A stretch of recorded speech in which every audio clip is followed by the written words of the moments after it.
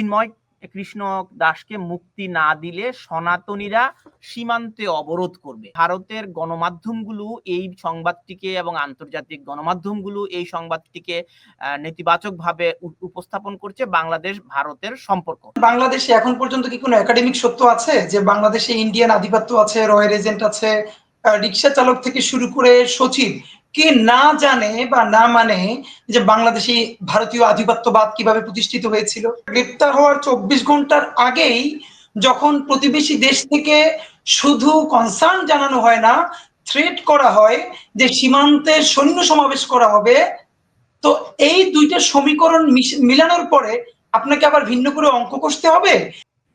এই ঘটনাটিকে কেন্দ্র করে অর্থাৎ চিন্ময় প্রভুকে গ্রেফতারের ঘটনাকে কেন্দ্র করে পার্শ্ববর্তী দেশ, আমাদের প্রতিবেশী দেশ ভারতের সাথে সম্পর্কটি আমাদের উত্তপ্ত হয়ে উঠেছে এবং ভারতীয় জনতা পার্টি বিজেপির একজন নেতা শুভেন্দু অধিকারী বলেছেন চিন্ময় কৃষ্ণ দাসকে মুক্তি না দিলে সনাতনীরা সীমান্তে অবরোধ করবে এবং বাংলাদেশ এবং ভারতের সীমান্তে সৈন্য সমাবেশের খবরও আমরা পেয়েছি। আমি জানি না এটি কতটুকু সমর্থিত সত্য।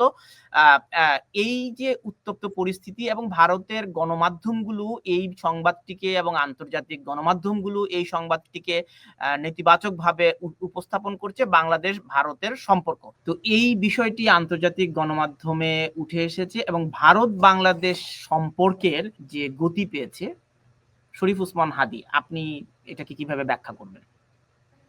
দেখুন, আপনি এর আগের সেশনে প্রশ্ন করছিলেন আমাদের সহ আলোচককে যে একটা কথা বারবার বলা হয় যে ইসকন ভারতের দালাল, সোশ্যাল মিডিয়া এটা খুব চাউর হয়েছে, এটা কেন?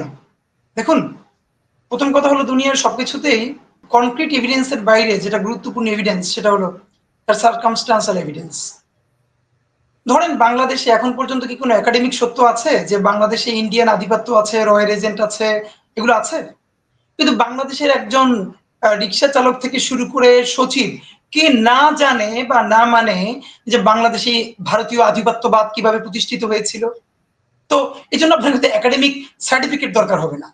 আপনি প্রশ্ন করছিলেন যে এই প্রশ্নটা কেন করা হয় বা এই কথাটা কেন বলা হয় যে ইসকন এখানে ভারতীয় আধিপত্যবাদ বিস্তারে কাজ করছে অথবা তাদের দালালি করছে। এর একমাত্র প্রমাণ আমি কিছু বলবো না, একটু আগেই আপনি যেই আমাদেরকে ক্লিপসটি দেখিয়েছেন এটাই হচ্ছে এটার প্রমাণ। দ্বিতীয় প্রমাণ হলো বাংলাদেশ রাষ্ট্র সে কার সাথে কিভাবে ডিল করছে এবং সেটা গ্রেপ্তার হওয়ার 24 ঘন্টার আগেই যখন প্রতিবেশী দেশ থেকে শুধু কনসার্ন জানানো হয় না, থ্রেট করা হয় যে সীমান্তে সৈন্য সমাবেশ করা হবে, তো এই দুইটা সমীকরণ মিলানোর পরে আপনাকে আবার ভিন্ন করে অঙ্ক কষতে হবে যে মানে এখানে কাকে গ্রেপ্তার করা হলো, তার এগেইনস্টে কে বিবৃতি দিল এবং কি বিবৃতি দিল, যেটা বাংলাদেশের বিরুদ্ধে অলমোস্ট যুদ্ধ ঘোষণার মতো যে সীমান্ত সৈন্য সমাবেশ করা হবে। তো আপনি এইটা যদি তাকে বলা হয় যে ভারতের আধিপত্যবাদ বিস্তারে কাজ করে, সে ভারতের সেবাদাস, এই জন্য কি এর বাইরে আপনাকে আরো পলিটিক্যাল সায়েন্টিস্ট হতে হবে এটা বোঝার জন্য? Number one. নাম্বার টু, আমি মনে হয় আমার সহ আলোচক উনি একটা ব্যাপার হয়তো কনসাসলি বলেন নাই, উনি বলে ফেলেছেন, আমি একটু, উনি বলেছেন যে ইসকন হিন্দুত্ব যেহেতু হিন্দুদেরকে নিয়ে কাজ করে সে হিন্দুত্ববাদী হবে না কি হবে। আমি I am sorry to say যে উনি হয়তো কনসাসলি এটা বলেন নাই। হিন্দু আর হিন্দুত্ববাদ তো জীবনে এক না একাডেমিক। আপনারা জানেন যে জুইশ এবং জায়নিজম দুনিয়া তো এক না, দুনিয়ার সকলের ইহুদি হওয়ার সুযোগ আছে, কিন্তু সকল ইহুদি তো আর ফিলিস্তিনে হামলা করতে চায় না, তাদেরকে নৃশংসভাবে হত্যা করতে চায় না, অথবা তারা বলেন যে ফিলিস্তিনকে অকিউপাই করে ফেলতে হবে, এখানে ইহুদিদের একমাত্র রাষ্ট্র প্রতিষ্ঠা করতে হবে। সুতরাং ইহুদি এবং ইহুদিবাদ মানে জুইশ এবং জায়নিজম যেরকম এক না, একইভাবে হিন্দু। আমরা প্রসঙ্গ থেকে দূরে যাব না। আমার প্রশ্ন ছিল বাংলাদেশ ভারত সম্পর্কের অবনতি ঘটছে কিনা, এই প্রসঙ্গে আমরা বলেছি। ওকে, ভেরি গুড। দেখুন, বাংলাদেশ ভারতের সম্পর্কিত অবনতি ঘটার কিছু নাই। বাংলাদেশ ভারতের সম্পর্ক যা আছে তাই আছে। আপনাকে ভারতকে চিন্তা করতে হবে, ভারত কি এই যে মাইনরিটি কার্ডটা আজীবন আওয়ামী লীগকে দিয়ে এখানে খেলাচ্ছে, এইটা দিয়েই কি আজীবন সেখানের পলিটিক্সকে ডমিনেট করবে, নাকি আপামর জনসাধারণের ভাষায় বাংলাদেশকে দেখবে? আমরা তো আপনি কি মনে করেন যে 5 আগস্ট পরিবর্তিত সরকার আসবার পর থেকে বাংলাদেশে মাইনরিটির উপর সহিংসতা হয়নি, মাইনরিটির উপর আক্রমণ হয়নি, মাইনরিটিটা নির্যাতিত হয়নি? বাংলাদেশে আক্রমণ হয়েছে ফ্যাসিবাদের দালালদের উপর, আওয়ামী লীগের উপর। মুশকিল হলো, আমি 1 মিনিট আপনাকে বলি, এটা বুঝতে পারবেন। 5 তারিখে হামলা হওয়ার পর আমরা সারাদিন মিছিল করে, আমি আমার বাসার পাশে 5টা মন্দির, আমার বাসা থেকে 10 মিনিটের দূরত্বে, আমি নিজে রাত 1টা থেকে ফজর পর্যন্ত আমরা সকলে সারা রাত মন্দির পাহারা দিয়েছি। আপনারা বাংলাদেশে দেখেছেন, ইভেন যাদেরকে উগ্রবাদী বলে প্রচার করা হয় সেই আলেমরা পর্যন্ত দিনের পরে দিন, রাতের পরে রাত মন্দির পাহারা দিয়েছে, এমনকি মন্দিরের সামনে তারা নামাজ পর্যন্ত আদায় করেছে, সেখান থেকে সরে যায় নাই। গুড।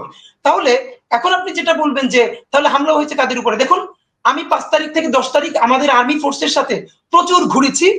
এই জন্য ঘুরেছি যাতে আমাদের ফোকাস ছিল মাইনরিটির উপরে হামলা হলে বিশ্ব যেহেতু এটাকে ভিন্নভাবে পোট্রে করে, ইন্ডিয়া মাইনরিটির উপরে যারা হামলা হয়েছে তারা সবাই আওয়ামী লীগ না।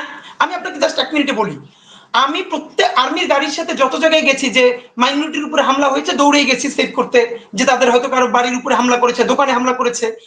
এদের 90%, আমি একটু বলি প্লিজ, 90% আমরা যখন তাদেরকে রেস্কিউ করে নিয়ে আসছি, আমি তাকে আস্তে করে জিজ্ঞেস করছি যে আপনার কি এখানে স্থানীয় আওয়ামী লীগের কোনো পোস্ট আছে?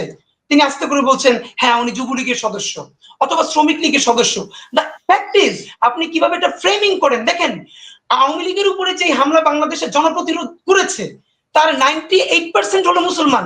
আপনি তো তখন তাকে বলেন না, তখন বলেন আওয়ামী লীগের উপরে হামলা হয়েছে, আপনি তখন একবারও বলেন না মুসলমানের উপরে হামলা হয়েছে।